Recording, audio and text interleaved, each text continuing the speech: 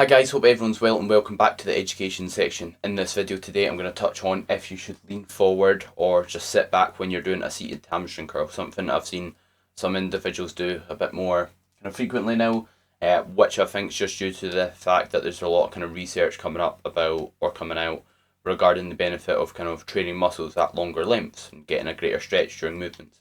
So first of all, before we actually dive into if you should lean forward or sit back, we need to understand the hamstring, the role of the hamstring, and its different positions. So basically, this drawn here, that's a seated leg curl. That's the pad that goes on top of your leg.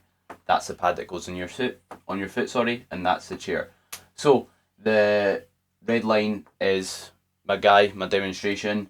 You'll see there's a purple line below, and that's basically the hamstring. So our hamstring basically goes from basically our lower leg, so it crosses over and attaches below the knee, and it also attaches above the hip. What this basically means is it's got multiple joints that kind of influence its position, if it's stretched, if it's shortened, if that makes sense. And think of a muscle like a kind of elastic band or a resistance band. The longer it is, the more it's stretched, the shorter it is. So just think of it kind of as such, if that makes sense. And that's basically called a biarticular joint or a biarticular muscle, when a muscle crosses over two joints. So two joints will influence the position of that muscle. So what is a fully stretched hamstring? So due to it crossing over two joints, if we want to fully stretch the hamstring, we want our knee to be straight, we want our hips to be flexed. That's when the distance between one point in the muscle to the other will be longest. That's when we'll stretch it.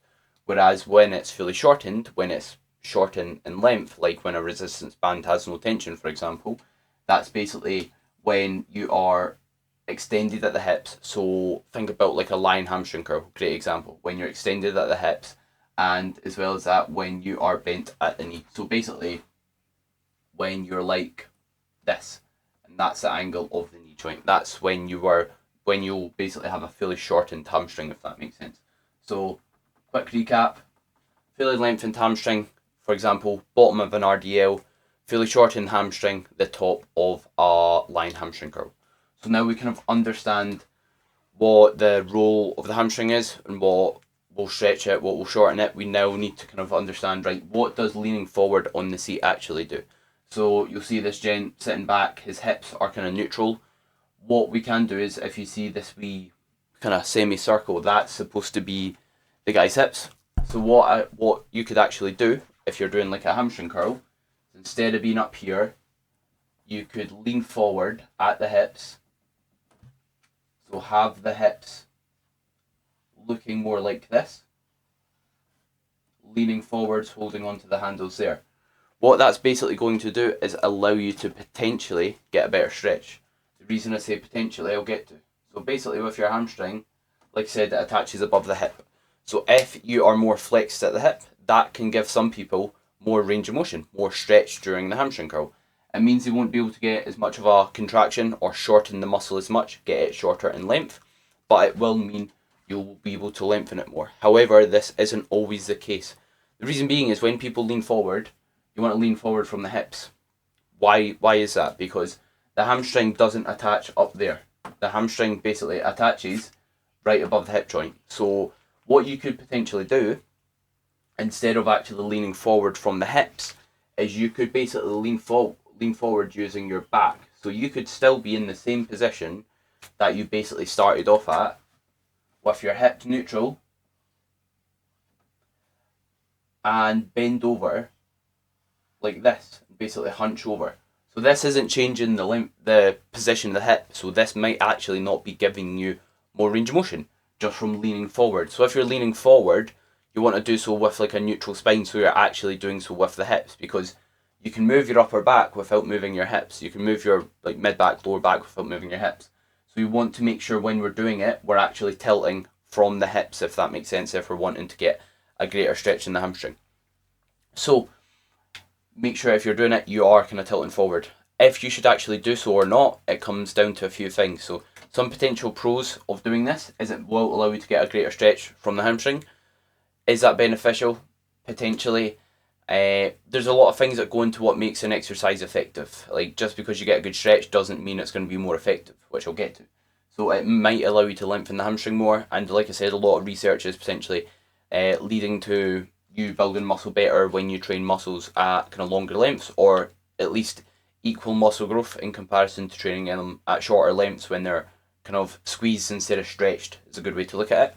So that's something to consider. You'll be able to get a greater stretch. But what are the potential cons of it? So you're not as stable. Think about it. When we're doing a hamstring curl, the weight's trying to pull us, or that bit there, the pad, is trying to pull our leg forward, isn't it? So it's trying to pull us this way. It's a great time for my pen to stop working. I'll resort to the purple pen. So the weight's trying to pull us this way, right? And what are we doing? We are pulling ourselves the same direction. That's not a lot good. Think about if you were doing a chest supported row, and then instead of using the chest support, you were just letting yourself pull forward. You're not creating a counter force. You're not countering the direction the force is trying to pull you in. You're doing the exact opposite. You're pulling yourself the way the weight's trying to pull you, which is not ideal. That's not going to create a lot of stability. And the more stable we are during an exercise, the more force we can produce. A good example is you can't fire a cannon from a canoe. So if we're unstable, we're not going to be able to perform well on an exercise. How do we fix this? So you can't actually use a seatbelt. So I'm not trying to get you muddled up. That purple bit is supposed to be a hamstring. I know I'm drawing with like a purple pen, but if we put a seatbelt here on the back of the chair, that's going to basically stop us from getting pulled forward, creating a counterforce, just as pushing against this pad would allow us to do. So basically it means we're less stable. So you can fix that by using a seatbelt potentially. Are you still going to be as stable as if, let's say, you pressed against it? Potentially not. If that's worth the trade-off of getting a greater stretch, that's up to you. I'm just arming you with kind of the tools accordingly. Another potential downside that might be past your active range. So if you're doing a hamstring curl and you're sitting upright, completely upright, and that's basically as comfortable as you can be. So if this, when your leg's fully straight, for example, when your leg's out here, if you feel like you're getting a great stretch on your hamstring and you can't stretch any further, and if you lean forward, it's forcing you in a position you can't actually go in, you could argue injury risk could be a potential concern with that movement. So that's something to maybe consider and maybe be a reason not to do so, because you're going past your active range, what you can actively get into without the weight forcing you in that position. So that's another consideration. And as well as that, like saying, oh, you get a greater stretch, so instantly lean forward, is quite a closed-minded way to look at things. There's a lot of things that make an exercise beneficial, like being stable. So if you just kind of resort to just leaning forward to get more stretch, then are you considering how stable you are? Are you considering you're already getting a stretch when you're doing an RDL during the session or straight leg deadlift? Thank you very much for watching the video. The full video is available for my online coaching clients in the Coach by Charlie education section. If you are interested in online coaching or where else you can find me, please feel free to have a look at the links in the description. And lastly, if you did enjoy the video, any support is greatly appreciated, so drop me a like, comment what you enjoyed about it, and lastly, subscribe for more content from myself.